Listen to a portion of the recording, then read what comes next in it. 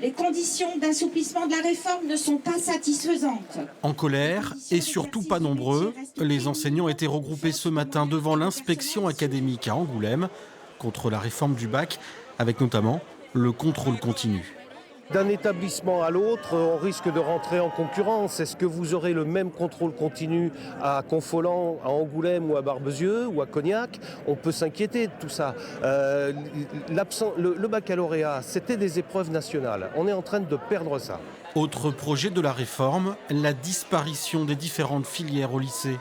Une inquiétude pour cette professeure de philosophie. Le risque, c'est évident évidemment que nous, telle qu'elle existe en série L actuellement, la philosophie disparaît. C'est-à-dire qu'on n'ait plus ce temps de réflexion important pour les élèves. J'ai mon bac, j'ai ma fac, j'ai mon bac, j'ai ma fac. Parmi les enseignants, une cinquantaine de lycéens également en grève.